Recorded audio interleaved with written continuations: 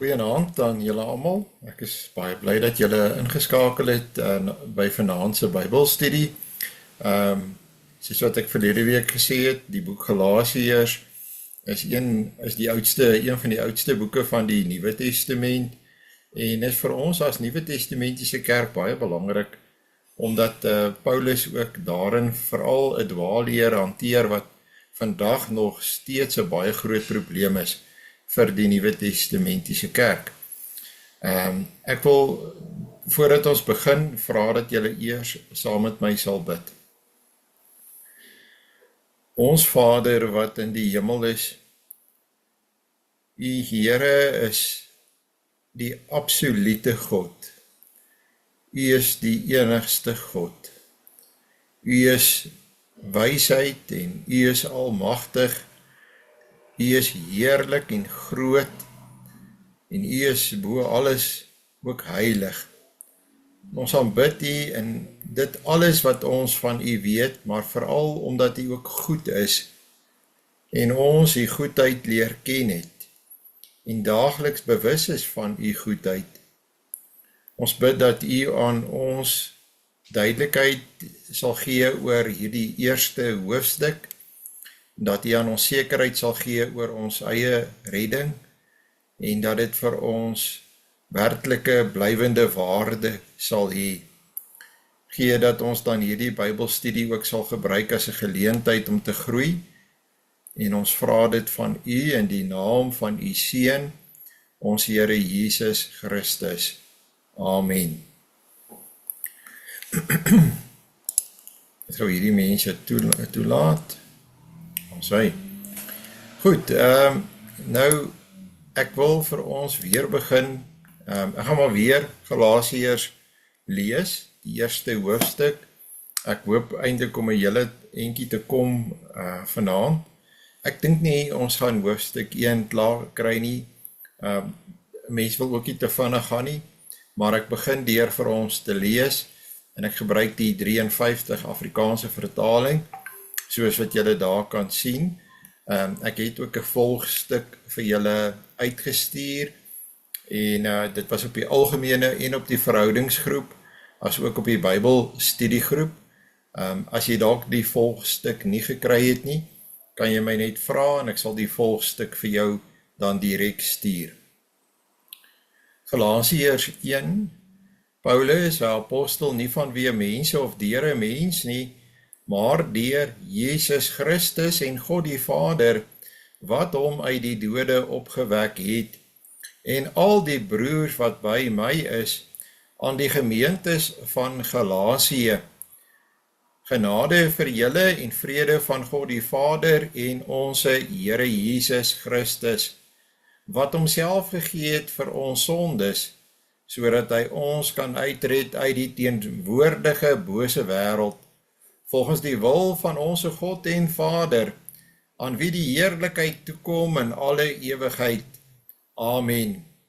Ek verwonder my dat julle so gou afvallig word van hom wat julle deur die genade van Christus geroep het na 'n ander evangelie toe, terwyl daar geen ander is nie, behalwe dat daar sommige mense is wat julle in die war bring en die evangelie van Christus wil verdraai. Maar al sou ons of 'n engel uit die hemel julle evangelie verkondig in stryd met die wat ons julle verkondig het, laat hom 'n vervloeking wees. Soos ons van tevore gesê het, sê ek nou ook weer, as iemand julle 'n evangelie verkondig in stryd met wat julle ontvang het, laat hom 'n vervloeking wees. Soek ek dan nou die guns van mense of van God, of probeer ek om mense te behaag? As ek nog mense behaag, dan sou ek nie 'n diensknegt van Christus wees nie. Maar ek maak julle bekend, broeders, dat die evangelie wat deur my verkondig is, nie na die mens is nie, want ek het dit ook nie van 'n mens ontvang nie, of geleer nie, maar deur 'n openbaring van Jesus Christus, want julle het gehoor van my lewenswandel vroeër in die Jodendom, dat ek die gemeente van God uitermate vervolg en dit verwoes het, en dat ek in die Jodendom vooruitgegaan het bo baie van my leeftyd onder my stamgenote, terwyl ek veral 'n ywerraar was vir die oorleweringe van my voorvaders. Maar toe dit God behaag het wat my afgesonder het van die skoot van my moeder af en deur sy genade geroep het om sy seun in my te openbaar, sodat ek hom onder die heidene sou verkondig, het ek dadelik nie vlees en bloed geraadpleeg nie en ook nie na Jerusalem opgegaan na die wat voor my apostels was nie, maar na Arabië vertrek en weer teruggekom na Damaskus. Vervolgens, 3 jaar daarna, het ek na Jerusalem opgegaan om met Petrus kennis te maak en 15 dae by hom gebly. En ek het niemand anders van die apostels gesien nie, behalwe Jakobus, die broer van die Here. En wat ek julle skryf voor die aangesig van God, ek lieg nie. Daarna het ek gekom in die streke van Sirië en Cilicie, en ek was persoonlik onbekend by die Christelike gemeentes van Judea. Hulle het net gehoor, hy wat ons vroeër vervolg het, verkondig nou die geloof wat hy vroeër besig was om uit te roei. En hulle het God verheerlik in my. Nou, ons kan dalk nou met hierdie gedeelte met mekaar deel. Dis nou die deel wat ek vir julle uitgestuur het, vroeër vandag. Nou, dit is nou so 'n bietjie van 'n herhaling. Ek het verlede week baie gekonsentreer op die gedagte van Paulus se apostoliese gesag en ook dan in die besonder roeping en ons roeping as gelowiges, en ek het gesê ek sal ook weer terugkeer na die meer algemene inligting betreffende die brief aan die Galasiërs, en ek doen dit dan ook nou vanaand.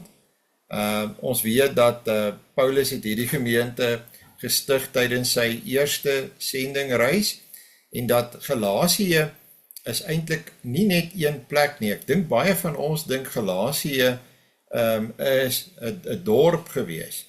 Maar Galasië was eintlik 'n streek, en dit is eintlik 'n klompie plekke gewees in die suidelike deel van Asië wat ons vandag ken as Turkye. So dit is eerder 'n groter gebied gewees.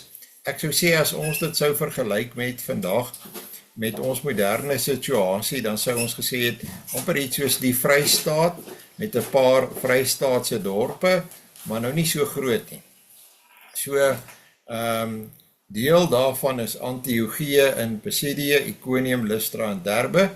Na sy terugkeer na Antiochië in Sirië, na die gemeente wat hom en Barnabas uitgestuur het daar valse leraars, nou moet ek miskien net dit sê, so jy kry 'n Antiochië in Pisidië, en dan kry jy ook Antiochië in Sirië. So moet nou nie die mekaar maak nie. Mens kry baie keer dat 2 plekke hier dieselfde naam, soos Middelburg en Middelburg. En ons weet, jy moet vra watter Middelburg. Middelburg in die Transvaal of Middelburg in die Kaap. Dis nou 'n soort gelyk met Antiochië. Antiochië in Pisidië en Antiochië in Sirië.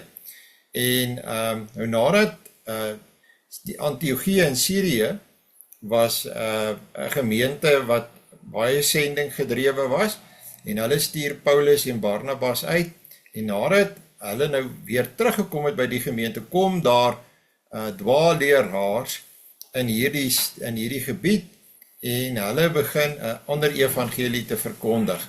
Dit kom maar in kort daarop neer, soos wat ek al in die verlede vir julle gesê het, dat hulle verkondig Christus plus. Christus plus dit wat jy doen. Kyk, alle Christus plus leerstellings werk met Christus plus wat jy doen. Op die een of ander manier, die een of ander prestasie, die een of ander besluit wat jy neem, die een of ander ding wat jy besit, die een of ander ras wat jy is, die een of ander ding wat jy geërf het of wat jy bereik het, is altyd iets rondom jou as die mens. So dit is 'n baie maklike manier eintlik om 'n dwaalleraar te herken. En wat dit in die geval interessant maak is dat hulle kom natuurlik met iets uit die Ou Testament. Christus plus die wet van Moses. En 'n mens sou aanvanklik sê, maar jy staan so 'n bietjie stil om eers te dink, is hier 'n probleem? Christus plus die wet van Moses. Kan dit 'n probleem wees? En dit is 'n probleem, want wat hulle eintlik sê is, Christus plus jou gehoorsaamheid in terme van die wet van Moses is wat jou red, en dis natuurlik 'n probleem.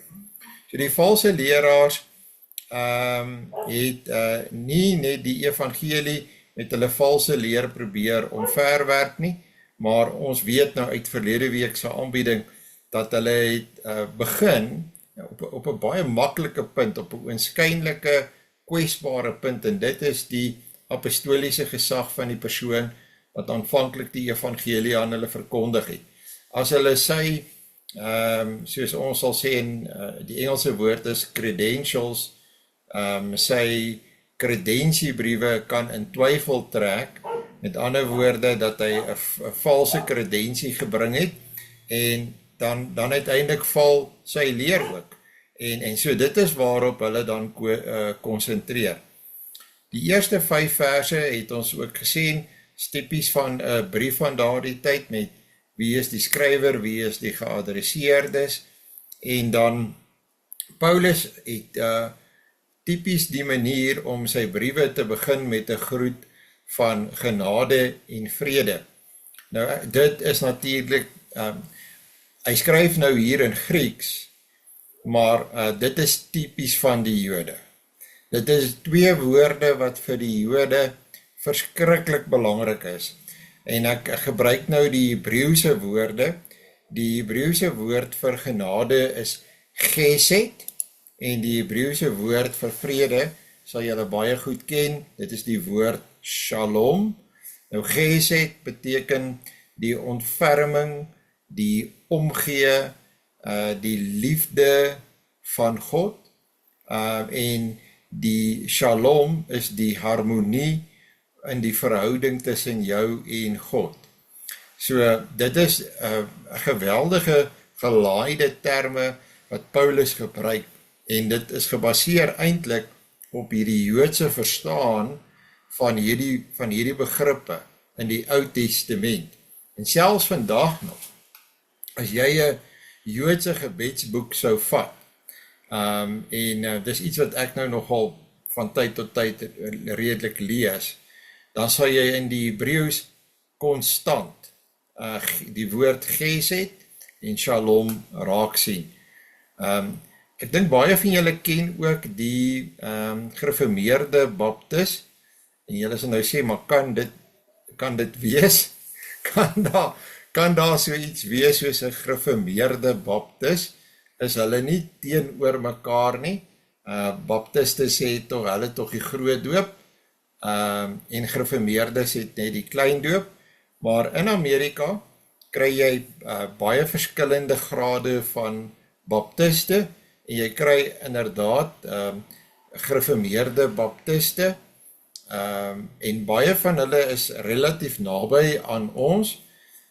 Nou John MacArthur staan so 'n bietjie verder dalk van ons af, maar sy skrifverklaring en sy teologie is suiwer. So John MacArthur, en hy's redelik onlangs oorlede, ek dink hy's 'n baie bekende skrifverklaarder ook, maak die volgende indeling van die brief, en dit is vir my 'n baie sinvolle indeling. Ek hou nie van, ek moet vir julle sê, ek is seker maar te dom, maar hierdie indelings wat jy kry, wat die ouens, jy weet, hy het nader aan 30 punte, van hoe dat hy 'n brief van 5 hoofstukke indeel, maar hy 30 subafdelings, jy weet. Ek meen, ek kan dit glad nie verstaan, wat die mense gaan dit ons nooit volg nie. Wat probeer jy doen? Dit is heeltemal te veel detail volgens my, maar dis miskien maar my opinie. So John MacArthur volg 'n baie sinvolle indeling, eintlik maar net in 3 dele, en dit is iets wat 'n mens kan onthou. So hy sê hoofstuk 1 en 2 handel oor Paulus gesag as apostel.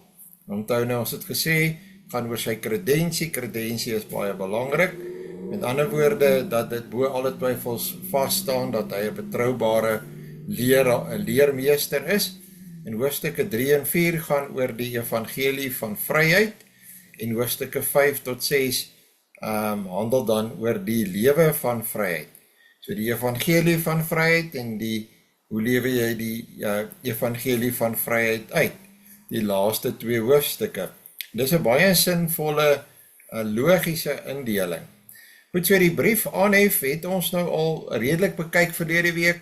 Paulus, wat sê dat hy is 'n apostel. Dit is reg deur die brief, is dit belangrik, want Paulus besef wat is hier op die spel. As jy byvoorbeeld gaan kyk na ek beweeg net so vir 'n oomblik vooruit, Galasiërs 4, vers 12 tot 14, en ons het dit nie verlede week gehad nie, so baie van hierdie inligting is eintlik dan 'n nuwe inligting. Dan skryf Paulus, broers, ek bid julle, word soos ek, want ek is ook soos julle. Julle het my geen onreg aangedoen nie, maar julle weet dat ek ten gevolge van krankheid van die vlees die eerste keer die evangelie aan julle verkondig het, en julle het my beproewing in my vlees nie verag of verfoei nie, maar julle het my ontvang as 'n engel van God, ja, as Christus Jesus self. Kom ons, as Christus Jesus. Kom ons begin waar ons geëindig het. Het hulle gedink hy is Christus? Nee, Paulus probeer net sê, julle het my baie goed ontvang, en het nou 'n verandering gekom. Voor dit sê hy engel van God, en dan hy bou op, as Christus Jesus. So daar was 'n baie mooi verhouding, en ons kom hier iets agter van Paulus, en dit is dat hy die een of ander fisiese probleem gehad, wat sigbaar was, of wat mense kon van bewus raak, wanneer hy beweeg het, of wanneer hulle hom gesien het. Hy beskryf dit nie aan ons nie, hy sê nie vir ons wat dit is nie. Was dit sy doring in die vlees, waarvan ons ook al gehoor het, dis dit sekerlik moontlik, het dit iets te doen gehad met sy oë. Ons het laasweek 'n bietjie gepraat oor sy bekering, op pad na Damaskus toe, in Handelinge hoofstuk 9, dit is sekerlik ook moontlik. Ons weet dat hy na die einde van sy lewe in sy testamentbriewe, kan jy agterkom, hy sukkel werklik om te sien, hy probeer nog enkele dinge in sy eie handskrif skryf, maar dit is vir hom baie moeilik. Hoe dit ook al sê, geen tekort by Paulus was vir die Galasiërs 'n probleem nie, inteendeel, hulle het Paulus op die hande gedra.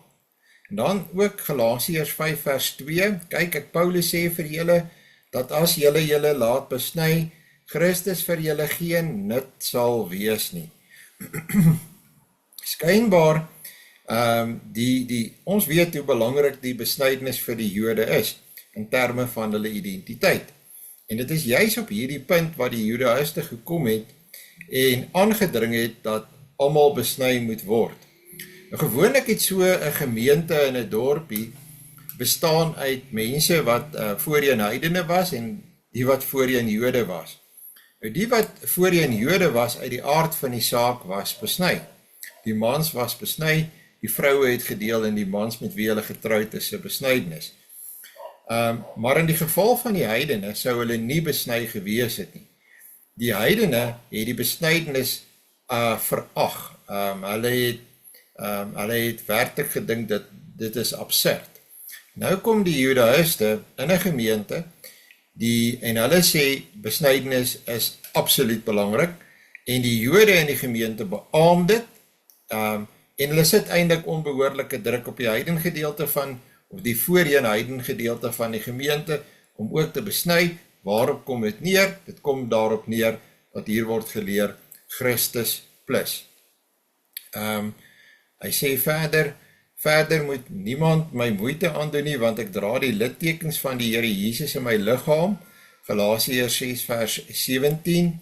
So, ons weet, Paulus het, hy lys dit ook by meer as een geleentheid, wat hy alles deurgegaan het, terwille van die evangelie, hoe dit hy geslaan is, en dit sou littekens gelaat het. Goed so, reg deur die brief herinner Paulus sy lesers dan daaraan dat dit hy is wat die brief aan hulle skryf. Hulle het hom gesien, hulle kan hom herken, hulle weet presies wie is hy.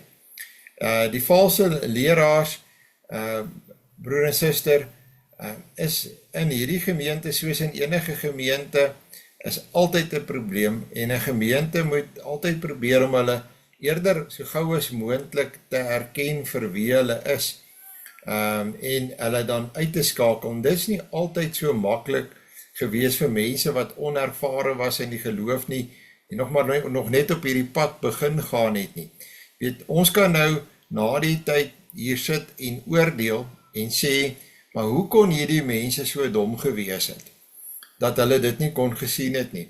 Maar onthou nou, die meeste van hulle was eintlik nog baie jonk in die geloof, en die kerk was ook maar nog baie jonk, so dit was vir hulle moeilik om te bepaal na wie moet hulle luister. Hulle het ook nog nie die Bybel gehad soos wat ons hom het nie, so daar's baie dinge om in ag te neem, en 'n mens moet nie te hard oordeel oor hierdie eerste gelowiges en dat hulle in hierdie slagyster getrap het nie. So Paulus het niks van sy verlede of van waar hy gekom het ooit vir hierdie gemeente weggesteek nie. Hy was openlik daaroor. Hierdie valse leraars het hulle self voorgedoen as wetskenners, as baie godsdienstig, en nou kom Paulus op 'n punt en hy sê ook vir hulle, dat in terme van dit, is hy hierdie valse leraars se meester. Hy was 'n fariseer, dis te betwyfel dat enige van hulle fariseërs was, aan ander woorde van die party of die sekte onder die Jode, wat baie ingestel was om wetties korrek te lewe, en dan by dit alles, het Paulus 'n baie roemryke leermeester gehad. Die leermeester van daardie tyd, Rabbi Gamaliel, en selfs die gemiddelde fariseer sou dit nie gehad het nie. So in alle opsigte, as hulle die vergelyking mee wil aangaan, van hierdie mense wat nou kom voorgee dat hulle so waardig is, en sulke goeie leermeesters in die wet is, en hulle sou appels met appels vergelyk, dan moet hulle eerder na Paulus luister, want Paulus is ver meer as wat hierdie mense is. So hy skryf dit byvoorbeeld ook vir die Filippense in hoofstuk 3 vers 4 tot 6, as iemand anders meen dat hy op die vlees kan vertrou, ek nog meer. Ek is besny op die 8ste dag, wat presies is wat die wet bepaal, uit die geslag van Israel, uit die stam van Benjamin, 'n Hebreër uit die Hebreërs, wat die wet betref 'n fariseer, wat ywer betref 'n vervolger van die gemeente, wat die geregtigheid in die wet betref onberispelik. So hierdie gemeente moes van hierdie dinge verseker bewus gewees het. Paulus noem ook in sy brief sy lewe as 'n fariseer, in Galasiërs hoofstuk 1 wat ons hier gelees het, vers 13 tot 14, praat hy daarvan, ek kan dit maar weer net lees, want julle het gehoor van my lewenswandel vroeër in die Jodendom, dat ek die gemeente van God uitermate vervolg en dit verwoes het, en dat ek in die Jodendom vooruitgegaan het bo baie van my leeftyd onder my stamgenote, terwyl ek veral 'n ywerhaar was vir die oorleweringe van my voorvaders. So, ja, Paulus behoort nie in die posisie te wees wat hy hom bevind hier in hoofstuk 1 nie, en dit wys vir 'n mens hoe effektief hierdie dwaalleraars te werk gegaan nadat Paulus en Barnabas daar weg is, dat hy die gemeente weer aan hierdie dinge moet herinner. So, hulle behoort ook vir hulle self te sê, en blykbaar het hulle dit nie uitgewerk vir hulle self nie, want dan sou hulle nie geluister het na hierdie dwaalleraars nie. So Paulus was 'n fariseer, hy was geweldig ingestel op die lewe volgens die wet van Moses, en toe het hy 180 grade in die ander rigting gegaan, en hulle behoort vir hulle self te gesê het, nou hierdie mense wat weer vir ons sê, ons moet op hierdie pad aangaan, waar Paulus die 180 grade omgedraai het, en in die teenoorgestelde rigting gegaan het, dan kan dit mos nou nie wees dat ons hierdie mense moet glo nie, as ons Paulus so hoog geag het toe hy hier by ons was nie. So wat 'n mens bietjie hier agterkom van die Galasiërs, is dat hulle was baie nog onstandvastig. Hulle kon maklik omgedraai word, en kyk, dit is 'n teken van mense wat nog baie jonk in die geloof is hulle is baie beïnvloedbaar. Nou, hoe meer jy groei in die geloof, hoe minder laat jy toe dat jy beïnvloed word deur mense, wat kom met iets anders.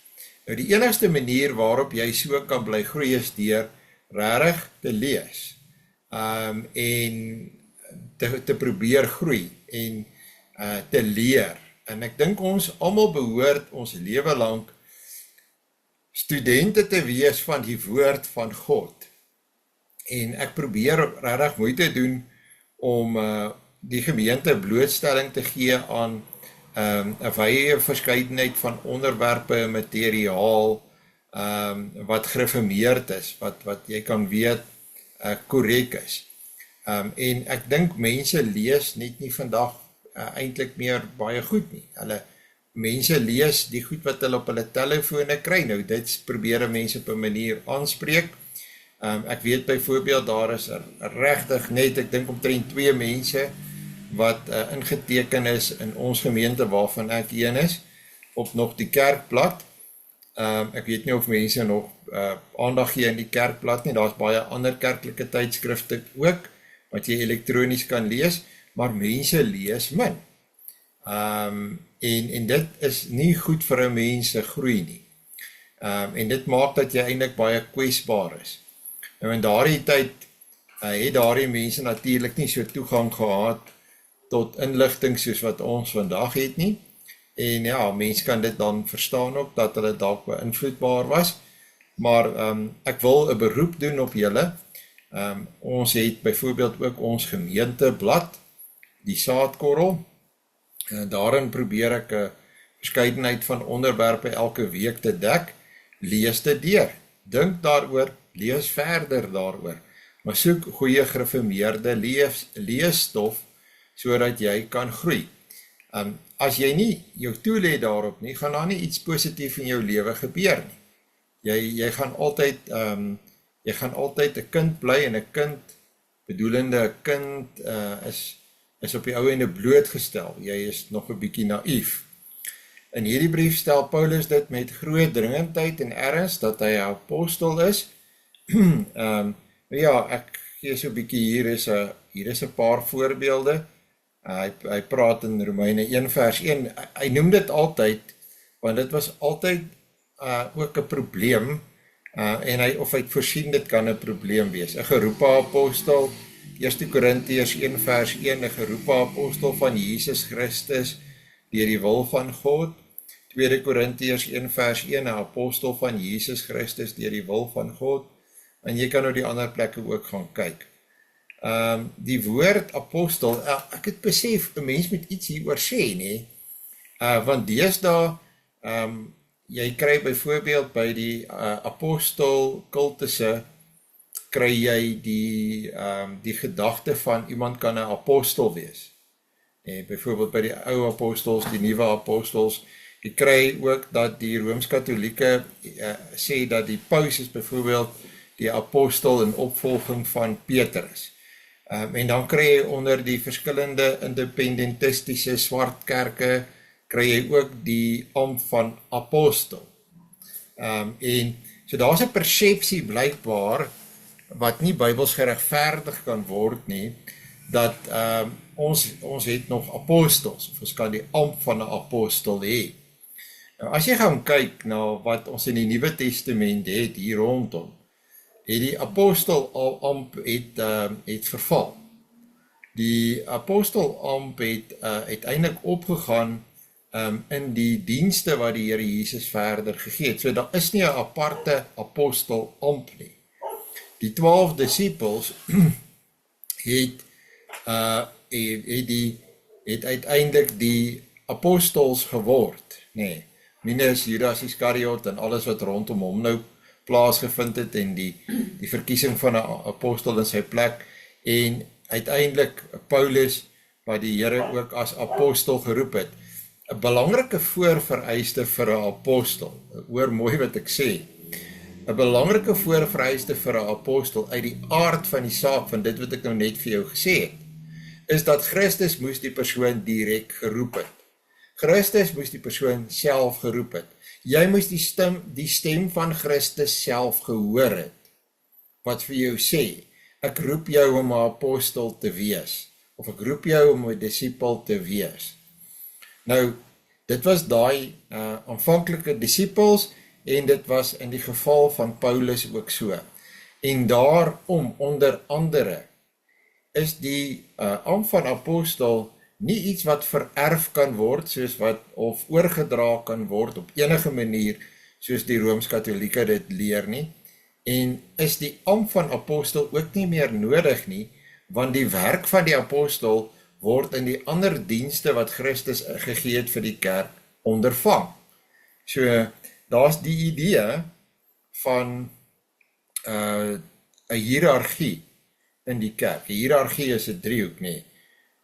Met aan die bokant baie mense se idees oor die kerk werk met hierdie piramidestruktuur, met hierdie hiërargiese stelsel. En dis natuurlik ook totaal verkeerd. Ons noem dit kollegialisme. En dit is byvoorbeeld die kerkregeringsstruktuur wat jy kry wanneer daar gesê word, jy kry die moderator en die moderamen, en dan kry jy die groot synode, die algemene synode, en dan kry jy streeksynodes, en dan kry jy ringe, en dan kry jy kerkrade, van bo af na onder toe, en heel bo is die moderator, nee. En dis presies hoe die Rooms-Katholieke kerkregeringsstruktuur werk, presies dieselfde, boonus net die paus, kardinale, biskoppe ensovoorts. Dan uiteindelik priesters en deacons en monnike, jy weet, onder hulle. So, dit is nie die struktuur van die kerk wat ons kry in die Nuwe Testament nie. In die Nuwe Testament is alle dienste dieselfde, nee. Die profetiese ouderling en die herder ouderlinge is op dieselfde vlak, saam met die diakens, saam met die lidmate, hulle verrig net 'n spesifieke diens in die gemeente. So die idee, jy sien wat mense het, en jy sal dit altyd kry by hierdie groepe wat jy weet, meer kulties en sektaries is daar die idee dat die apostel is 'n groter en belangriker ambt as byvoorbeeld die van die priester. Dan dink hulle 'n klomp ander ook nog uit. Maar Boan is 'n apostel, nee. So, dis ongegrond, dis onskriftuurlik. So, ek wil maar net daai opmerking gemaak het. So goed, selfs in hierdie brief onderskou Paulus hom as apostel van die ander gelowiges. Hy praat van hulle as al die broers wat by my is. Galasiërs 1 vers 2. Paulus het nooit aan homself as apostel gedink wat beter is of hoër is as ander nie. Paulus vereenselwig hom met die broers. Dis 'n ander kerkkonsep of gemeentekonsep as wat jy kry met hierdie hiërargiese stelsel. Hulle glo saam met hom in Jesus Christus en hulle stem saam met wat Paulus nou gaan skryf. Maar sonder aarzeling noem hy homself eerste ook 'n apostel, nee, uit die aard van die saak. Paulus beskou homself as een van die uitverkore geroepe, van die uitverkore groep van die Here Jesus wat apostels genoem word. Met reg ook, omdat die Here Jesus homself geroep het. Goed, dan sê hy, en as jy nou dit het, wat ek nou gesê het, dan kan jy duidelik verstaan hoekom hy sê, nie vanweë mense of deur 'n mens nie, maar deur Jesus Christus en God die Vader wat hom uit die dode opgewek het. Met ander woorde, daar's nie 'n mens betrokke gewees by hierdie roeping van hom as 'n apostel nie. Jy sien, dis die probleem wat al hierdie apostels deesdae het. Hulle is deur mense geroep of aangestel. Nou wat het ek gesê? Die apostel moet deur Jesus Christus direk geroep word. Jy moet sy stem hoor. En ek praat nie van, jy weet wat jy dink jy gehoor het nie. Soos wat jy my stem nou kan hoor, moet jy die stem van die Here Jesus Christus hoor. Dan roep hy jou as 'n apostel. So nie, ek het dit gehoor en ek vertel vir julle ek het dit gehoor nie. Ja, nie op daai manier. So, en dit onmiddellik behoort al vir jou te sê, weet, dit is net, daar's nie 'n tussenganger in hierdie roeping gewees nie. Dit is 'n baie direkte roeping en dit is wat Paulus hier sê. Nie vanweë mense of deur 'n mens nie, maar deur Jesus Christus en God die Vader, en per implikasie as Christus so met hom gepraat het en hom geroep het die Vader het ook gedoen, wat hom uit die dode opgewek het. Ek het vandag vir die saadkorrel wat ek hopelik môre sal probeer klaarmaak, het ek 'n gedeelte geskryf oor die wonderwerke van die Here Jesus en hoe ons die wonderwerke sien en verstaan. En ek dink ons moet altyd onthou dat die grootste wonderwerk, die een wat altyd genoem moet word, is die opwekking uit die dood uit. Die opstanding van ons Here Jesus Christus is die groot wonderwerk. Dit is die absolute klimaks. En Paulus noem dit ook hier, nee, dat die Here wat dood was en lewend geword het, is die een wat hom geroep het, homself direk geroep het. En dit maak sy roeping in 'n sekere sin baie spesiaal, want al die ander is geroep voor die opstanding. Hy is die enigste een van die apostels wat Jesus self na sy opstanding geroep het. En dit maak nogal dit baie spesiaal en belangrik. Goed, so ons het verlede week na hierdie gedeelte gekyk waar luister wat die Here aan Ananias gesê het wat Paulus in Damaskus moes gaan besoek, maar die Here sê vir hom, gaan want hy is vir my 'n uitverkore werktuig om my naam te dra voor nasies en konings en die kinders van Israel. Handelinge 9 vers 15, julle sal onthou, ons het verlede week daarna gekyk. Dan wat die opstanding aanbetref, 'n mens kan seker nie genoeg oor die opstanding praat nie en dit genoeg beklemtoon nie. Dink ek die een hoofstuk in die Bybel wat altyd by my dadelik opkom as dit kom by die opstanding is natuurlik 1 Korintiërs hoofstuk 15. Ek hoop jy het 'n baie goeie greep op daardie hoofstuk. Ek dink daar's regtig, jy weet ek praat baie met die kinders in die katekisasie, veral die hoërskoolkinders oor memorisering. Daar's steeds 'n plek vir memorisering en daar's 'n tegniek wat 'n mens kan gebruik om dinge te memoriseer, maar ek dink 'n mens moet tot 'n groot mate 'n baie goeie begrip en verstaan hê van 1 Korintiërs 15. As 'n mens enigstens van dit kan memoriseer, soveel beter. So hy sê, Paulus skryf, want in die eerste plek het ek aan julle oorgelewer wat ek ook ontvang het, dat Christus vir ons sondes gesterf het volgens die skrifte, en dat hy begrawe is, en dat hy op die 3de dag opgewek is volgens die skrifte, en hy het aan Sefas verskyn, daarna aan die 12, daarna het hy verskyn ook aan oor die 500 broers tegelyk, waarvan die meeste nou nog lewe, maar sommige al ontslaap het. Daarna het hy verskyn aan Jakobus, daarna aan al die apostels, en laaste van almal het hy verskyn ook aan my as die ontydig geborene. En dit was spesifiek toe hy hom dan ook geroep het.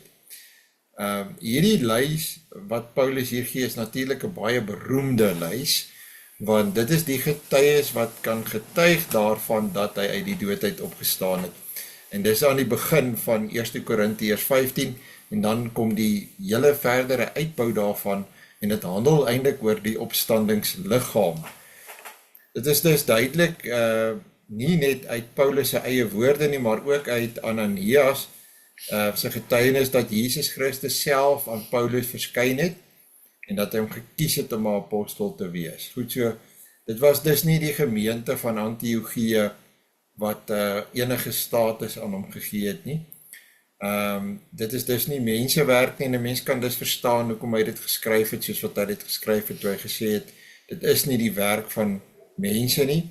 Goed, dan oor die kerke van Galasië het ek het verduidelik.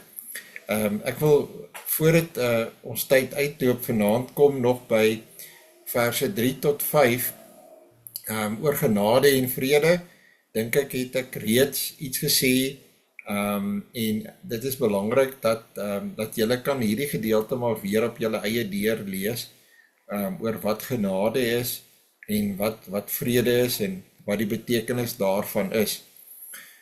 Maar dan kom Paulus by alreeds aan die begin, en ek dink dit is 'n ongelooflike belangrike ding vir die tyd waarin ons lewe, waar mense die historiesiteit van die werk van die Here Jesus bevraagteken. En dominees doen dit, ek dink party doen dit moetswillig, en ek hoop eintlik nie hulle doen dit moetswillig nie, maar en dan party dink ek doen dit dood eenvoudigheid, totale onkunde uit. En dit is belangrik dat 'n mens vir jouself sê, maar die werk van die Here Jesus is 'n historiese gegewene, dis 'n feit, dis geskiedenis, dit kan nie ontken word nie. En wat was die doel daarvan? En Paulus maak hierdie goed aan die begin vas van hierdie brief, en dit gaan eintlik 'n mense verstand te bowe, dat daar mense nog kan wees wat praat van verhale en stories en mytes, en nie praat van geskiedenis nie. Terwyl dit so belangrik is dat Paulus dit heel aan die begin van hierdie brief vasmaak, dat hy sê, wat homself gegee het vir ons sondes, sodat hy ons kan uitred uit die teenwoordige bose wêreld, volgens die wil van God, van onse God en Vader. So, dit moet vir jou vasstaan, dat die Bybel praat van die werk van die Here Jesus in die eerste plek as 'n historiese persoon, van die gebeure van sy lewe as historiese feite, van sy kruisiging en sy opstanding as historiese feite. Die Bybel praat nie daarvan op enige manier as gedagtes, opinies, verhale, mytes, die Bybel gebruik glad nie, op geen stadium daardie woorde nie. So wanneer ek voel baie keer ek kan net opstaan en vir iemand sê, as hy sê, kom ons lees die storie van Jesus. Jy weet, dan voel ek amper soos daai in die ou tydse gehore, het mense met die groente, het hulle met die groente na hierdie kunstenaars en hierdie akteurs gaan kyk. En as jy 'n vrot akteur was, dan gooi hulle vir jou met 'n tamatie. En as jy regtig sleg is, dan gooi hulle jou met 'n aardappel of so iets, jy weet. Wat nie meegee nie. Maar dis baie keer hoe 'n mens voel as hierdie ouens opstaan en hulle begin sommer so.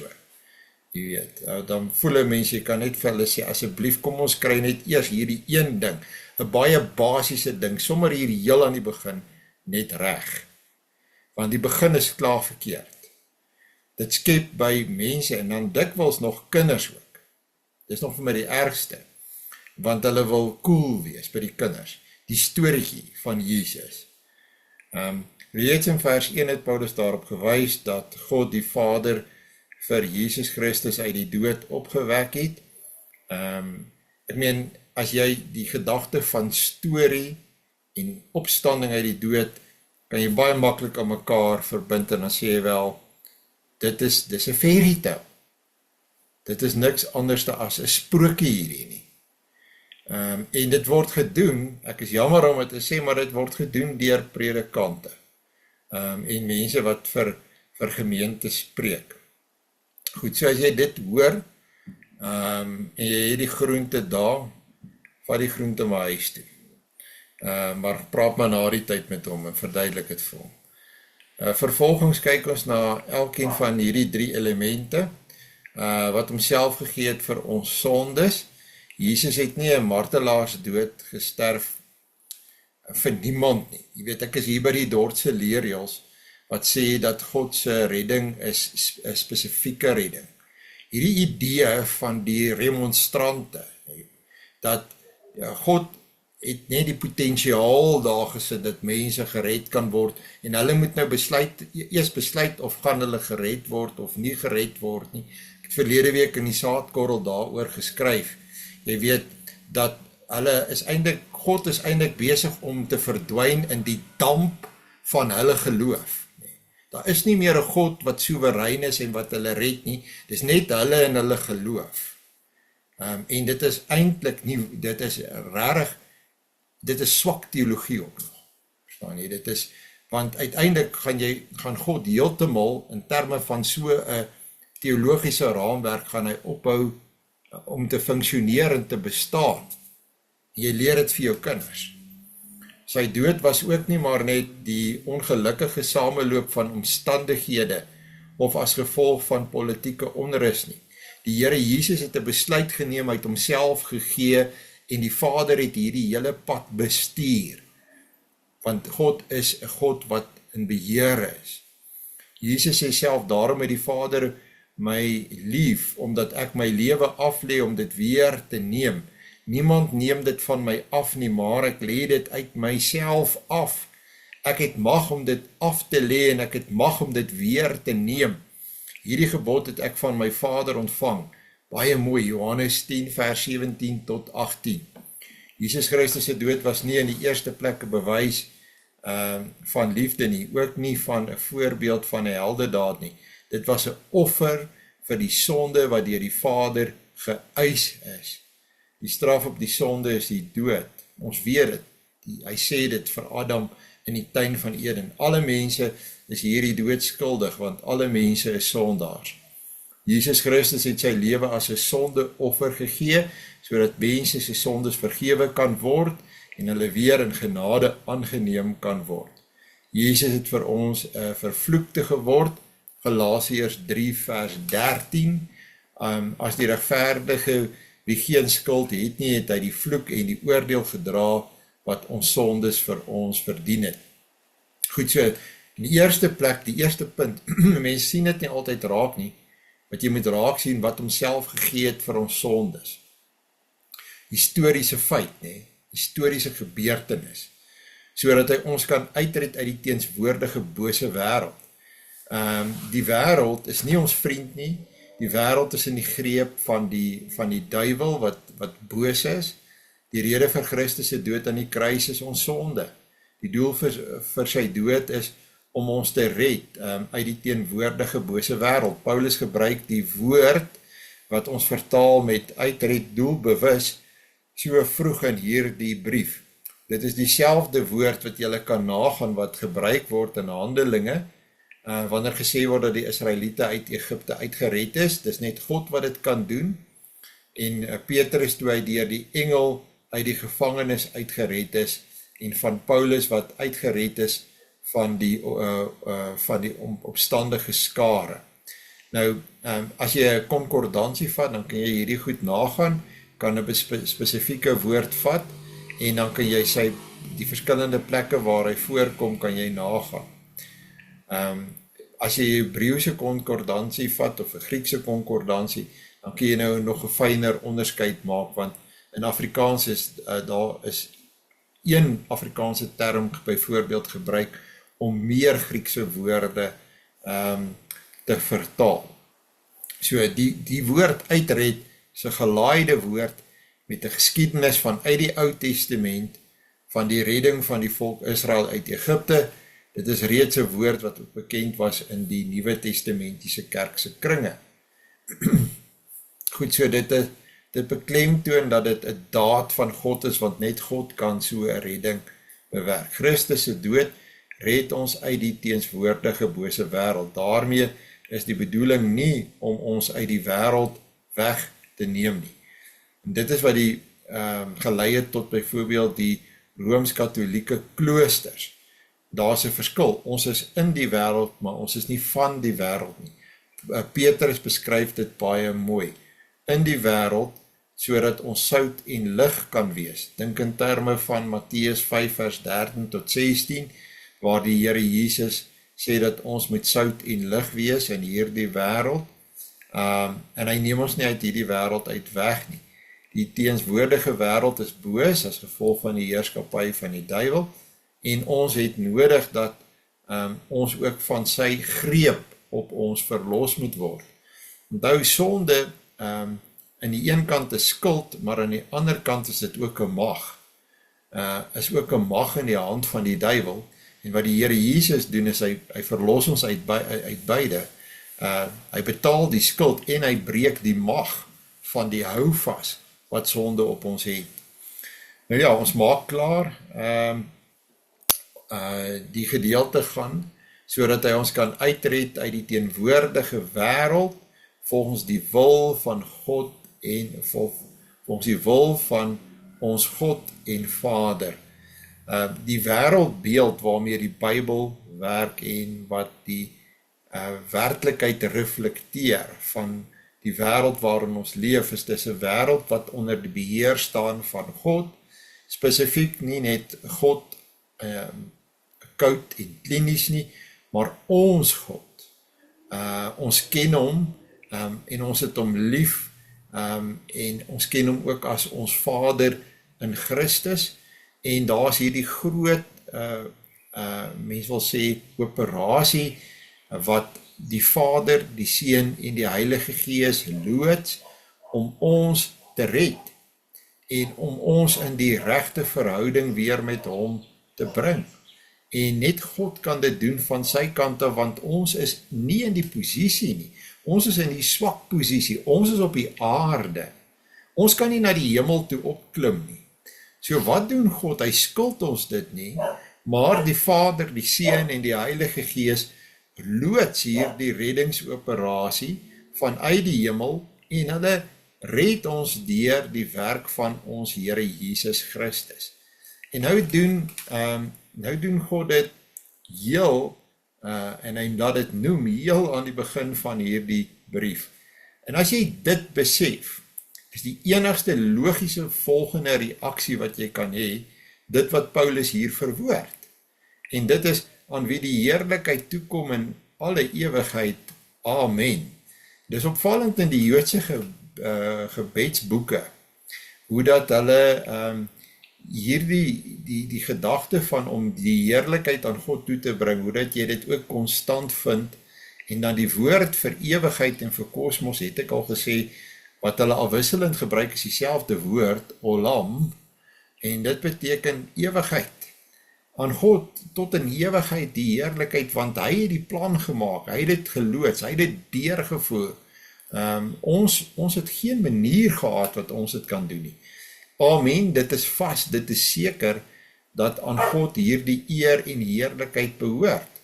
En die mechanisme waardeur hy dit gedoen het, is, hy doen dit deur sy geliefde Seun.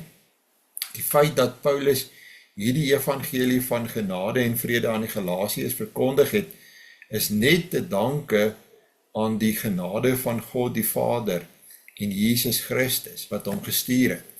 As dit nie vir hulle was nie, was daar nie 'n evangelie wat ons kon hoor nie. En die feit dat ons die evangelie kan hoor, dit is wat ons red, want dit is God wat in persoon met ons spreek. Julle sal onthou, en hopelik het julle die artikel in die saadkorrel van verlede week gelees, daai van Dei Loquentitur persona, wat Calvin gesê het, dat dit is die persoon van God wat met ons spreek van die lippe van die bedienaar af. Dit is God wat met ons praat, en ons moet luister.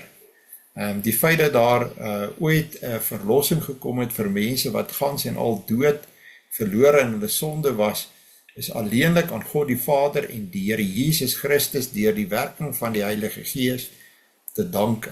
Daarom dink ek is dit ook gepas dat ons vanaand sê aan God al die eer. Anderste was ons heeltemal verlore. Goed, ons sal maar hier stop, ons tyd het uitgeloop. Ek wil vir julle geleentheid gee vir enige vrae of bespreking of opmerkings. Jaap? Dominee Toy, dit is vir ons interessant dat ons onlangs dit ook teëgekom het, dat iemand met wie ons gesels het oor die vrou in die amp, onmiddellik in reaksie op die aanhalings wat ons uit die woord van die Here Nuwe Testament gebruik het, die persoon se reaksie was, dat nee, wat hy luister nie, dis Paulus wat dit geskryf het, hy hoef nie daarna te luister nie. Ja. So tot vandag toe word Paulus se gesag eintlik half in onder bevraagteken en twyfel gedra. Ek hoop jy moet dit nie sê nie, maar ek hoop nie die ou is gereformeerd nie, of die persoon is gereformeerd nie. Maar dit eintlik nie, kom neer op, jy bevraagteken die gesag van die Bybel as die woord van God. Ja. En dan, julle sal baie keer dit raak lees in boeke, en wees baie sensitief daarvoor. En ek het dit al in preke gehoor, dat ouens sê, hier het ons nou te doen met die teologie van Paulus, of met die teologie van Petrus. Ek meen, hoor jy wat jy daar sê? Jy sê eintlik dat Paulus maak sy eie storie. Ja. Of Petrus maak sy eie storie. Dit is nie meer presies dit wat Calvin geskryf het, daai Latyn wat ek so graag aanhaal van Dei Liquentitur persona. Dit is die persoon van God wat met ons spreek nie. En daarom dink mense ook, hulle hoef nie te luister nie. Want dit is die dominee wat praat, dit is die dominee se opinie, dit is die teologie van Paulus, dit is die teologie van Petrus. En as dit kom by die vrou en die amp, dan sê hulle, ja, maar Paulus was eintlik maar 'n chauvinist, en dit is Paulus se mening, of dit is Petrus se mening gewees, maar spesifiek dan nou in die geval, Paulus se mening. En jy ondergrawe natuurlik jou eie posisie as gelowige, as Christen, want as jy die Bybel onder sy gesag in twyfel trek, het ek en jy nie meer 'n voet om op te staan nie. Maar baie dankie vir daai opmerking, ek stem daarmee saam, dit is 'n probleem, dis die hart van die probleem met baie mense wat Afrikaners is vandag en hulle siening van die Bybel. Nog verdere opmerkings of vrae? Dit was baie sinvol, as 'n verrykende gedeelte vir myself persoonlik, baie verrykend, as ek 'n persoonlike opmerking kan maak. Baie dankie dat julle ingeskakel het, baie dankie vir die geleentheid om saam met julle Bybelstudie te doen. Kom ons bid saam. Ons Vader wat in die hemel is, dankie dat U met ons praat, en dat ons kan glo, U praat met ons wanneer ons die Bybel oopmaak en soek na verklaring. Baie dankie dat U ook vir ons leiding gee deur die Heilige Gees. Help ons om die gesag van die Bybel as U woord te aanvaar. En baie dankie vir die reddingsoperasie wat U en U Seun en die Heilige Gees geloods het, om ons los te breek uit die greep van sonde, dat daar betaling kan wees vir ons sonde, maar dat U ons ook losgemaak het uit die greep van die duiwel en hierdie bose wêreld. Dat ons steeds in die wêreld is, weet ons het ons 'n roeping, maar ons weet ook dat ons nie deel van hierdie wêreld is nie, omdat ons deel is van U hemelse koninkryk. En daarvoor kan ons nie anders as om U tot in ewigheid te loof en te prys nie. Dit is vir ons 'n wonderlike verrykende gedagte. Baie dankie vir elke gelowige wat deel is van hierdie groep, en Here, bou ons op deur die Bybelstudies van hierdie gemeente, en ons bid dit van U in U Seun se naam. Amen. Ek wil vir julle almal baie dankie sê dat julle ingeskakel het, en vir elkeen wat ook 'n bydrae lewer, 'n mooi en 'n geseënde aand vir julle almal.